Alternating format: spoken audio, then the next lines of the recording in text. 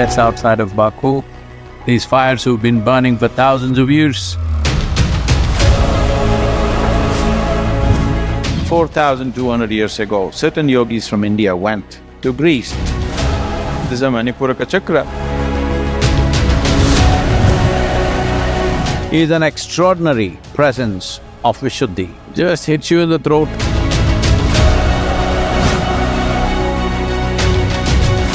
Life from somewhere has chosen this almost like an airport. They are trying to build a future human being.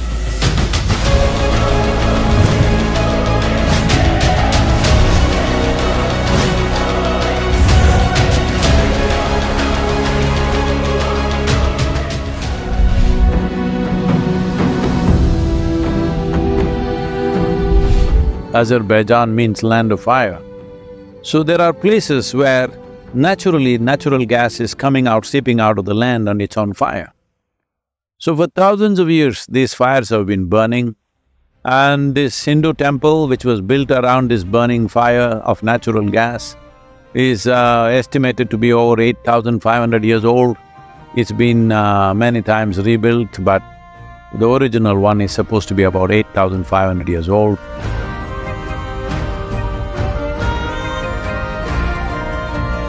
Here we are at the fire temple in Azerbaijan, just outside of Baku. These fires who've been burning for thousands of years. It's a sacred space. And for the ancient Hindus of this land, and also from Hindus from Afghanistan, Pakistan and the present-day India, which was all generally known as Hindustan at one time, all of them came here. This is like another Kashi in Central Asia, where people came here. One reason is to live, another reason is to die, because this is a culture which identified that living well is very important, but dying well is equally important. So for that reason, they always came to a sacred place to die, as still millions of people go to Kashi to die. This was one of the places that culture has diminished, but still a lot of thousands of pilgrims come here visiting this fire temple.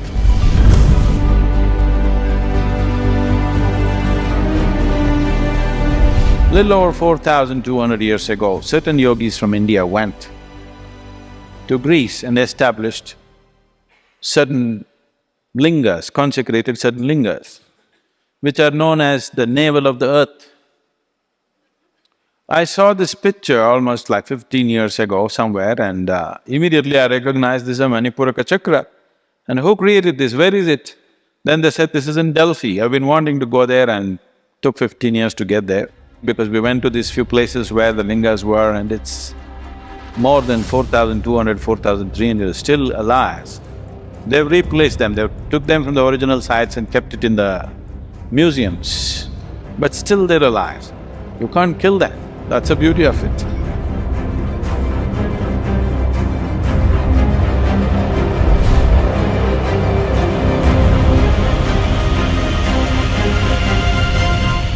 Very powerful set here. Long coming. Still, earth is still rich with that.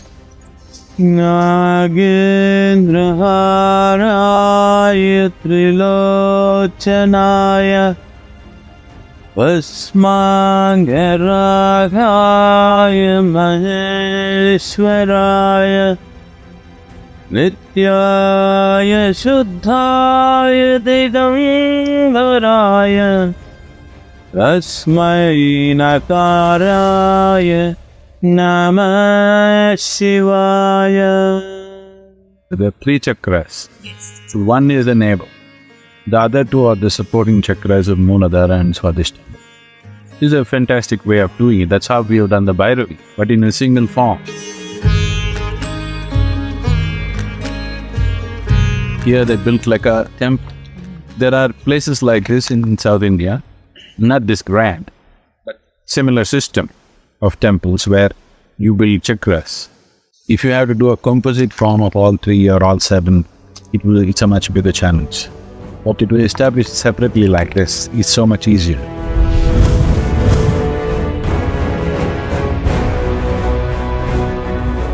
Here we are, the Grand Canyon. It's formed over millions of years, exposing geological history of this place, which goes back to 1.8 billion years as they estimate.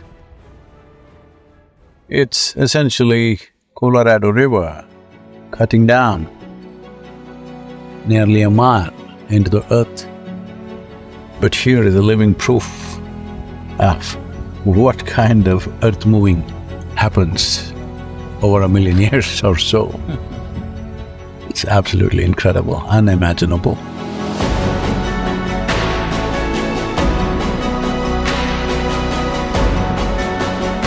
Grand Canyon, as grand as it can be. Initially I thought it's the rocks, but it's the very space. And it's so sensitive to human presence and able to recognize certain things about what we're doing. It's quite incredible. Just natural forces. I'm sure those natives who are sensitive to this dimension would definitely say there are spirits working upon them, which they're not very wrong in a way. It's the spirit of the earth.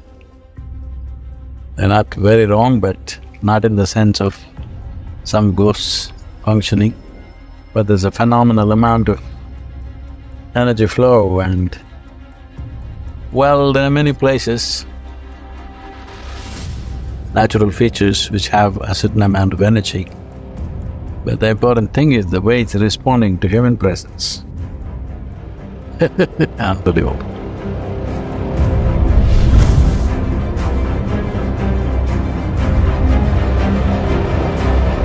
As we range through the plains of Wyoming, one thing that stood out in my experience is Mato Tipila. Mato Tipila is an extraordinary presence of Vishuddhi. Not just unusual, it's just incredible that such a thing has manifested.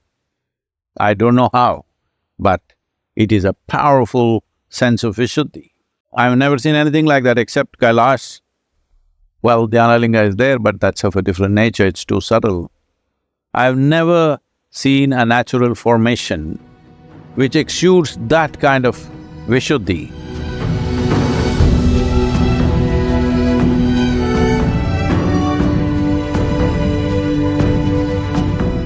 Mato Tipila just hits you in the throat, it's unidimensional. So because this is Vishuddhi, it is incredible that the rocks have taken on six-faced form, largely, most of them. And there it stands magnificently today, almost like Shiva's throat. It's a headless Shiva, that's what it's looking like. So, this dimension of life is very, very rare. There are various centers in the world which activates different dimensions, but the throat center being this powerful is hardly 2-3 places in the entire globe, I'm telling you. I was just amazed.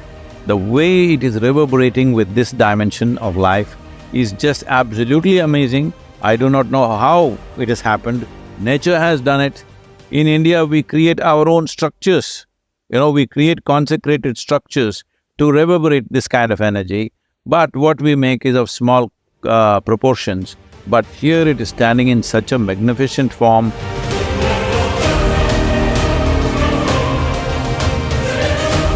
One need not necessarily be in its physical presence.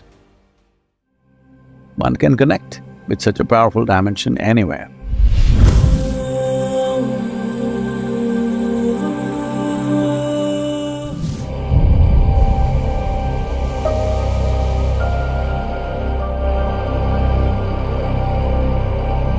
There's a tremendous amount of activity in the lake, and this activity is…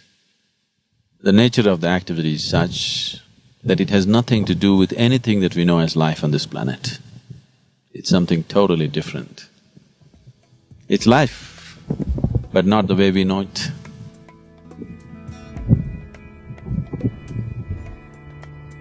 I wouldn't call Manasarovar a spiritual place because spirituality is out of human being.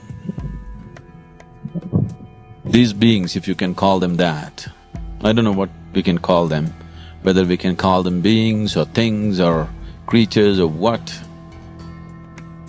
We have no words for things or happenings which don't belong to our realm of experience. They don't belong to anything that we know as life. So this is not really a spiritual place, but somehow life from somewhere has chosen this almost like an airport. They're just landing, taking off, landing, taking off at a tremendous pace. This is just crazy. This doesn't stand to any reason. Why for millions of years, one particular spot on the planet has been used by life which doesn't belong here? Why? And why the same place? And why for so long? Seeing what's been happening in Manasarovar, one conjecture could be that these forces or these beings could be responsible for the making of the human beings. That's one theory. Another is probably they are trying to build a future human being. Or this is their workshop where they are trying to build themselves a human body to participate in life that is happening here on this planet.